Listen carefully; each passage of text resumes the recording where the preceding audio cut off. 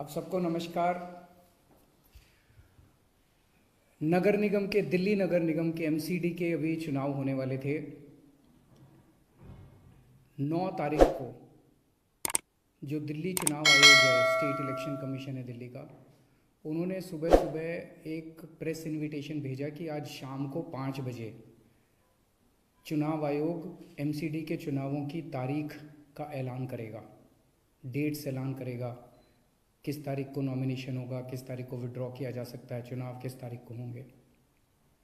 शाम को 5 बजे चुनावों का ऐलान होना था, तारीखों का ऐलान होना था। 4 बजे, उसके 1 घंटा पहले, केंद्र सरकार ने चुनाव आयोग को चिट्ठी लिखी कि हम दिल्ली के तीनों नगर निगमों को एक साथ एक नगर निगम बनाने जा रहे हैं, इसलिए आप ये चुनाव टाल दीजिए। 5 बजे चुनाव आयोग ने चुनावों केंद्र सरकार के कहे के मुताबिक चुनाव टालने का ऐलान कर दिया। शायद भारत के इतिहास में पिछले 75 साल में आज़ादी के बाद से पहली बार ऐसा हुआ होगा कि केंद्र सरकार ने सीधे किसी राज्य के चुनाव आयोग को चिट्ठी लिख के चुनाव टालने के लिए कहा है। लोगों के अंदर बातचीत चल रही है कि 2-3 बातें चल रही हैं। 7 साल से 8 साल से केंद्र में भारतीय जनता पार्टी की सरकार है। 8 साल, अगर इनको तीनों एमसीडीज को एक साथ करना था, इकट्ठा करना था, 8 साल में इन्होंने क्यों नहीं किया? चुनाव की तारीखें ऐलान करने के 1 घंटा पहले इनको अचानक याद आई कि अब हमें तीनों एमसीडी को इकट्ठा करना है, इसलिए चुनाव टाल दिए जाएं।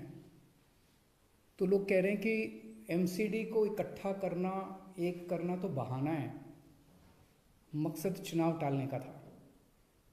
क्योंकि बीजेपी को लग रहा था कि दिल्ली में अब अगर चुनाव होंगे तो आम आदमी पार्टी की ज़बरदस्त लहर है, बीजेपी उस लहर में बह जाएगी और बीजेपी हार जाएगी, इसलिए चुनाव टालने के मंशा से ये किया गया। दूसरा, ये भी लोग कह रहे हैं कि चुनावों का तीनों नगर निगम एक साथ करने से क्या लेना देना है।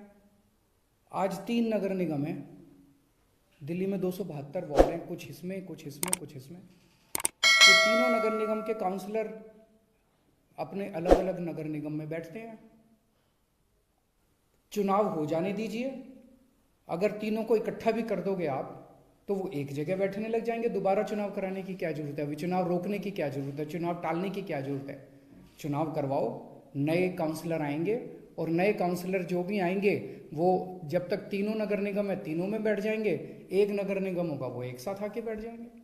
तो चुनाव टालने की तो ज़रूरत ही नहीं थी। लेकिन मकसद तीनों नगर निगम एक साथ करने का नहीं था। अगर करना होता तो 7 साल में कर लेते ये लोग। मकसद था चुनाव टालने का। ये देश के लिए अच्छा नहीं है, दोनों चीज़ें अच्छी नहीं हैं।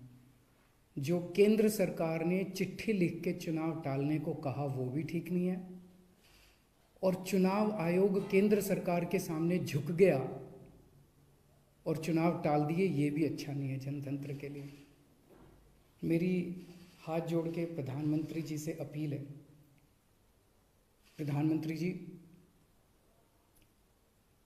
सरकारें आती जाती रहेंगी, कल आप भी नहीं होंगे, कल मैं भी नहीं होऊंगा।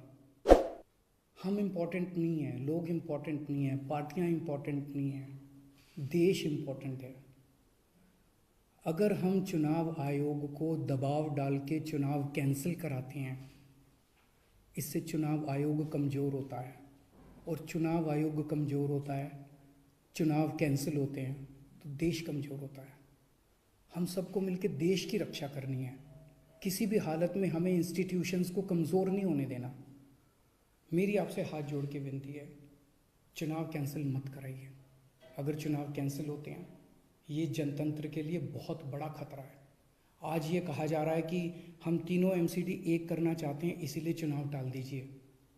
कल को मान लो लोकसभा का चुनाव है, उसके पहले अगर कहा जाएगा कि ये पार्लियामेंट्री सिस्टम अच्छा नहीं है, हम प्रेसिडेंशियल सिस्टम लाना चाहते हैं, संविधान में बदलाव करना चाहते हैं, इसलिए चुनाव टाल दीजिए।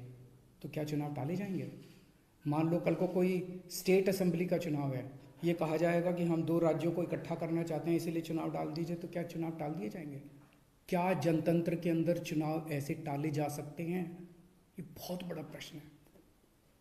मैं प्रधानमंत्री जी से यही निवेदन करना चाहूँगा, कल केजरीवाल भी नहीं रहेगा, कल मोदी जी भी नहीं रहेंगे, ये देश रहेगा। इस देश को अपने को कमज़ोर नहीं करना। मुझे नहीं पता कि राज्य के हमारे जो स्टेट इलेक्शन कमिश्नर हैं उन पे ऐसा क्या प्रेशर डाला गया, उनको क्या धमकी दी गई, इनकम टैक्स की, ईडी की, सीबीआई की कोई धमकी दी गई, या वो अभी अप्रैल में रिटायर हो रहे हैं तो उनको पोस्ट रिटायरमेंट कोई लालच दिया गया, मुझे नहीं पता क्या दिया गया, लेकिन वो तुरंत 1 घंटे के अंदर चुनाव टालने को तैयार हो गए। ऐसे संस्थाएं कैसे चलेंगी? और मैं हमारे स्टेट इलेक्शन कमिश्नर से भी कहना चाहूँगा कि सर, अगर आप ऐसे चुनाव टाल देंगे, ये तो जनतंत्र ही नहीं बचेगा। हम लोगों ने आज़ादी किस लिए पाई थी? इस देश ने आज़ादी किस लिए पाई थी? जनता का राज है, जनतंत्र है इस देश के अंदर। आप ऐसे चुनाव टाल देंगे तो जनतंत्र ही नहीं बचेगा।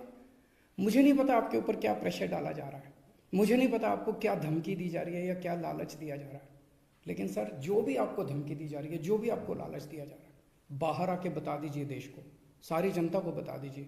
देश आपके साथ खड़ा होगा, पूरा देश आपका साथ देगा। पर झुकिए मत सर, किसी के सामने मत झुकिए। देश की बात है, जनतंत्र की बात है।